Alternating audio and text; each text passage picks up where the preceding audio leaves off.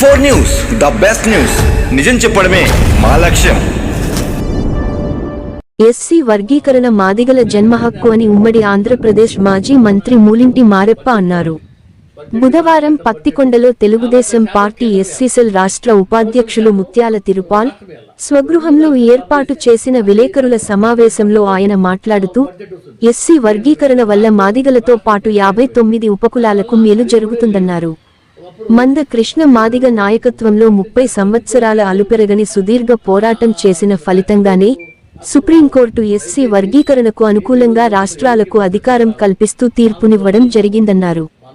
Article 341 జీవోను సవరించి దేశవ్యాప్తంగా ఎస్సీ వర్గీకరణ అమలు చేయాలని డిమాండ్ చేశారు. గత ప్రభుత్వంలో మాజీ ముఖ్యమంత్రి YS Jaganmohan Reddy SC, ST sub plan నిధులను దారి మళ్లించిందని అన్నారు.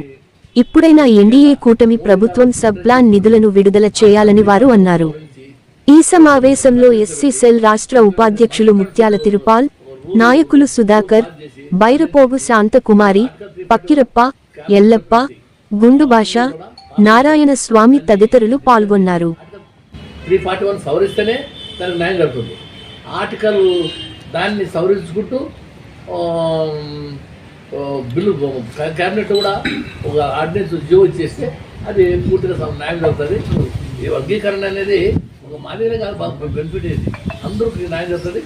మనకు జనాభా ప్రతిపాదన మీద బడ్జెట్ ఇవ్వాలి, జనగణన జరగాలి. మోడీ గారు మరి చరిత్రలో ఒక మహాపురుషుడిగా వెలుగొంటున్నాడు. మరి ఆయన